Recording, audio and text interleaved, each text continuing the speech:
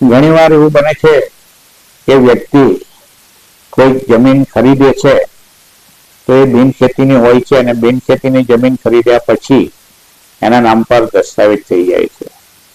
આવી બિનખેતીની જગ્યા ખરીદે અને રેવન્યુ રેકર્ડ પર પોતાના નામ પર ચડી ગયા પછી ક્યારેક એવો બનાવ બને છે, ત્યારે એવા પ્રસંગો બને છે કે રેવન્યુ ઓથોરિટી, નાયબ કલેક્ટર, મામલતદાર એ જમીન અમુક સમયે બિનખેડૂત ધારણ કરતા હતા અને જેથી એવી તબદીલી એ ગૌણ ધારા હેઠળ શરત ભંગ ગણાય તેવી શોકોઝ નોટિસ આપે છે.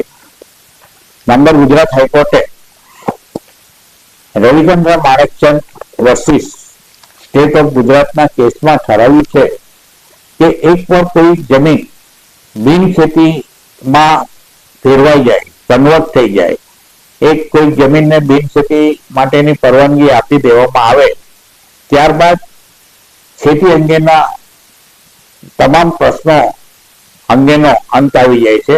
એવી બિનખેતી જમીનને ત્યારબાદ ખેતી જમીનને લગતા કોઈ પણ કાયદા લાગુ પડતા નથી. એટલે એવી બિનખેતીની જમીન થયા પછી તેને ખેતીના જમીનના અંગેના કાયદા અન્વયે કાર્યવાહી કરી શકાય નહીં.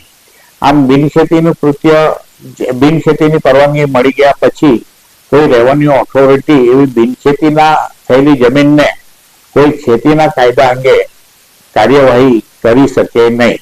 બિનખેતીની જગ્યા એકવાર થઈ ગયા પછી તે ખેતીના કાયદાઓથી અલિપ્ત થઈ જાય છે, એટલે એને ખેતીના કાયદાઓ લાગુ પડતા નથી. બિનખેતીની જગ્યા એકવાર થઈ ગયા પછી તે ખેતીના કાયદાઓથી અલિપ્ત થઈ જાય છે, એટલે એને ખેતીના કાયદાઓ લાગુ પડતા નથી. બિનખેતીની જગ્યા એકવાર થઈ ગયા પછી તે ખેતીના કાયદાઓથી અલિપ્ત થઈ જાય છે, એટલે એને ખેતીના કાયદાઓ લાગુ પડતા નથી. બિનખેતીની જગ્યા એકવાર થઈ ગયા પછી તે ખેતીના કાયદાઓથી અલિપ્ત થઈ જાય છે, એટલે એને ખેતીના કાયદાઓ લાગુ પડતા નથી. બિનખેતીની જગ્યા એકવાર થઈ ગયા પછી તે ખેતીના કાયદાઓથી અલિપ્ત થઈ જાય છે, એટલે એને ખેતીના કાયદાઓ લાગુ પડતા નથી. બિનખેતીની જગ્યા એકવાર થઈ ગયા પછી તે ખેતીના કાયદાઓથી અલિપ્ત થઈ જાય છે, એટલે એને ખેતીના કાયદાઓ લાગુ પડતા